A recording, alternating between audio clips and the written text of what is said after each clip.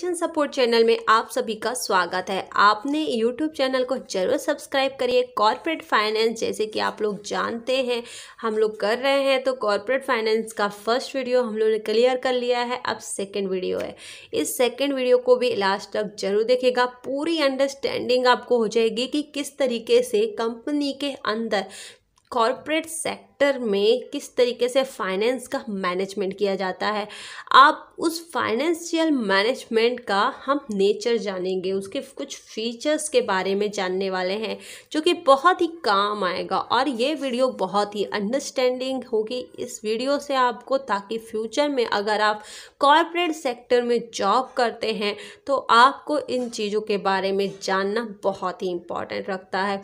तो फंक्शंस की बात करें, अगर कुछ फंक्शंस की बात किया जाए तो फाइनेंशियल मैनेजमेंट में बेसिकली दो चीज़ें होती हैं। Deal with procurement of fund, मतलब क्या हुआ इसका, deal with procurement of fund. Procurement का मतलब होता है वसूली करके लेना।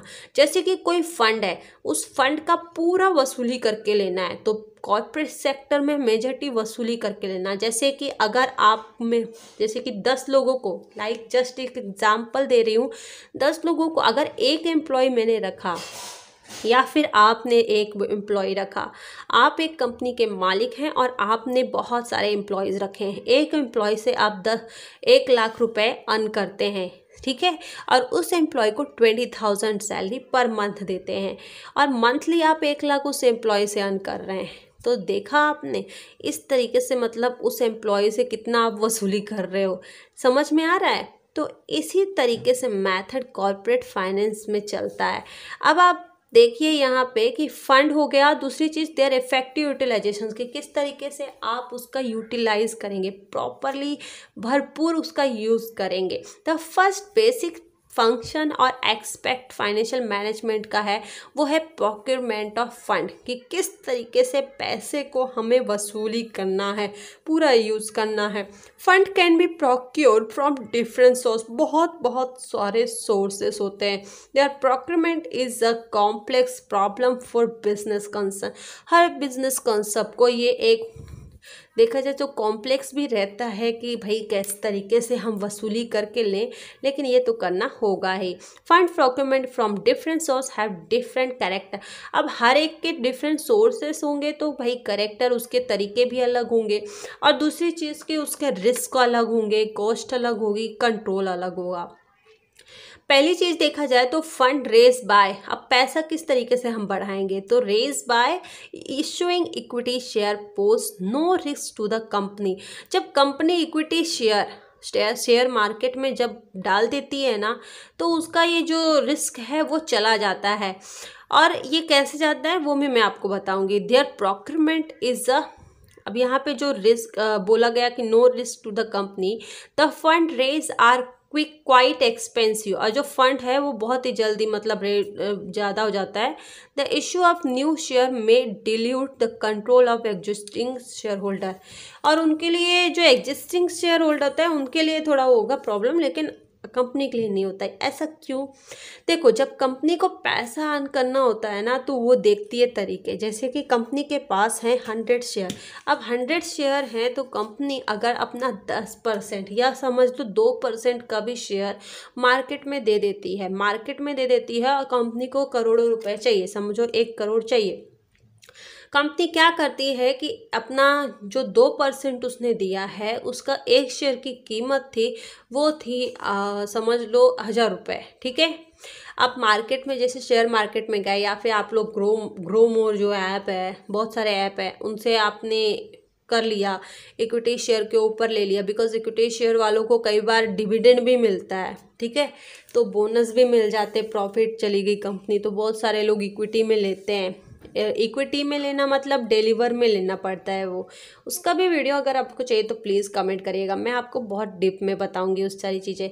तो मैं इस तरीके से मतलब कंपनी ने शेयर कर दिया और लोगों ने खरीद लिया। पहली बार कंपनी ने आईपीओ किया, आईपीओ में लोगों ने खरीद लिया, कंपनी का तो 1 करोड़ का टारगेट पूरा हुआ, कंपनी आउट हो गई। और यहाँ शेयर मार्केट में लोग एक दूसरे को बेचते रहते हैं, खरीदते रहते हैं, वो सिस्टम चलता रहता है, लेकिन कंपनी को तो पैसा मिल गया ना।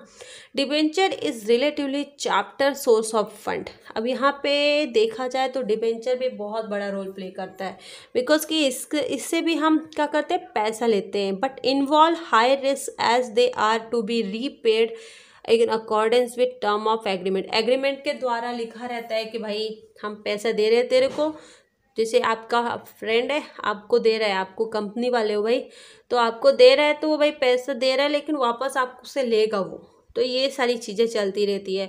और इंटरेस्ट भी देना पड़ेगा आपको अपने फ्रेंड का, क्योंकि उसने आपको पैसा दिया। जिस तरीके से बैंक से आप पैसा लेते हो ना, आप फिर देना पड़ता है इंटरेस्ट, वैसे ही अपने फ्रेंड को अगर ले रहे हो तो देना पड़ेगा, उसे डिबेंचर बोल देते हैं। तो ये सारी चीज़ें रहती है। फिर ये तो चीज़ें रही प्रोक्योरमेंट ऑफ फंड की, कि किस तरीके से आप उस फंड का पूरी तरीके से यूटिलाइज करते हो और उसका पूरा यूज़ करते हो। अब यहाँ पे एक और चीज़ आ गई कि fund can be involve procure from bank and financial institution subject to certain restrictions. कि फंड जो होता है वो प्रोक्योर होता है बैंक के थ्रू भी, और फाइनेंशियल इंस्टीट्यूशन, जो भी फाइनेंशियल इंस्टीट्यूशन होते हैं वो लोग भी पूरा पैसे का वसूली करते हैं, और बैंक भी करता है। जैसे कि आप घर का लोन के लिए गए ना, और बैंक को बोला बैंक भाई मुझे तुम लोन दे दो, पहले तो बोलेगा भाई इनकम टैक्स का फाइल लगा, तू क्या काम करता है, तेरी सैलरी कितनी है, रिसिप्ट दिखा, जमा कर, बहुत सारे डॉक्यूमेंट मांगेगा। तो आखिरकार अगर उसने दिया भी ना तो वो इंटरेस्ट हाई रख रहा है, 10%। अभी करंट रेट में 10%, 11% इंटरेस्ट मिल रहा है, तो वो इंटरेस्ट में वो आपको देगा, ठीक है। तो इंटरेस्ट के साथ मतलब आप 1 महीने 15 साल का बना है तो भाई 15 साल तुम इंटरेस्ट भरो। तो इस तरीके से क्या हो रहा है, फंड की वो लोग वसूली करके ले रहे हैं, ठीक, समझ में आ रहा है। ऐसे इंस्टीट्यूशंस होते हैं ना, वो लोग भी ऐसे ही करते हैं। और दूसरी चीज़ है instrument like commercial paper, deep discount bond. ये पेपर्स क्या होते हैं, तो जैसे कि आप साइन कर दो तो ये कमर्शियल पेपर हो गया, जैसे बैंक साइन कर देती है कि इतना पैसा, तो फिर साइन करके दे दिया, तो ये कागज का पेपर, कागज का पैसा, ऐसा समझो। डीप डिस्काउंट बॉन्ड, ये सारी चीज़ें, इनसे भी पैसा बढ़ाया जा सकता है। दूसरी और भी चीज़ें हैं जैसे कि फॉरेन डायरेक्ट इन्वेस्टमेंट, जिसे FDI कहते हैं, FII मतलब कि foreign institutional investor.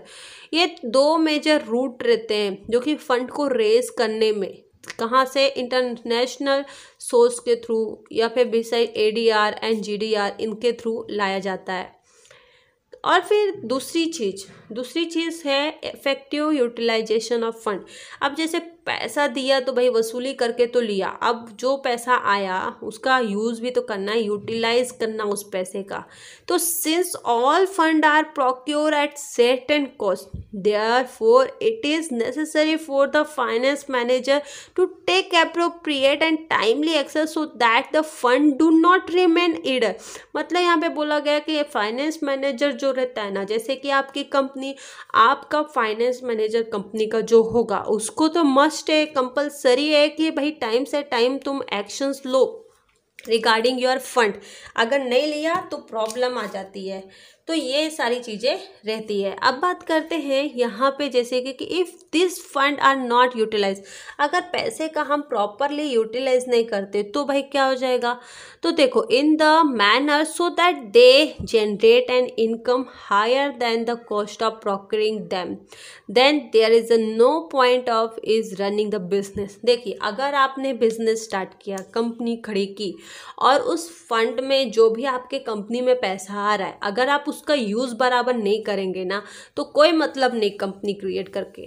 Company create किए, बिजनेस में घुसे तो एक्सपांड होते जाना है, ग्रोथ होते जाना है। आप उसको ऐसा नहीं बोल सकते कि भाई अब फाइनेंस का मैनेजमेंट नहीं होगा, करना ही होगा आपको, नहीं तो बिजनेस करके कोई मतलब नहीं। तो बिजनेस में आप कंपनी में, कॉर्पोरेट सेक्टर में फाइनेंस से रिलेटेड ना 2 बेसिक फंक्शंस होते हैं, उसी को आप नेचर मानो, उसी के अपने फीचर्स मानो। और वो 2 चीज़ें ये है कि भाई वसूली करके लो और उसका भरपूर यूज़ करो। चाहे फिर आप किसी के पास भी जाओ, चाहे आप जैसे कि आप बैंक वाले के पास जाओ तो बैंक वाले का भी 2 ही रूल, पैसा दे रहे हो तो भाई वसूली करो और वो पैसा जो आ रहा है उसका यूटिलाइज करो। तो जैसे एक एग्जाम्पल अगर मैं बताऊँ ना, तो बैंक वाले क्या करते हैं, जैसे कि लोन वगैरह देते हैं, ठीक है, तो पैसा दिया, उस पैसे का यूटिलाइज कर रहे हैं, उनके पास पैसा अगर है उसका वो यूटिलाइज कर रहे हैं, इंटरेस्ट के साथ वसूली कर रहे हैं। और फिर जब वो पैसा आ जाता है, लोग पैसे जो डालते हैं उसको शेयर मार्केट में, बड़े बड़े ऐसी चीज़ें रहती हैं, उन सिक्योरिटी हो गई, पेपर्स हो गए, उन सब में इन्वेस्ट करके वो और पैसा जनरेट करती है, और पैसा आया बैंक के पास तो फिर वो और पब्लिक को लोन देती है, और फिर इस तरीके से वो आगे बढ़ती रहती है, ग्रोथ होता है। बहुत सारे लोग फिर वो क्या बोलते, निफ्टी, सेंसेक्स, इनमें आ जाती है, ठीक है।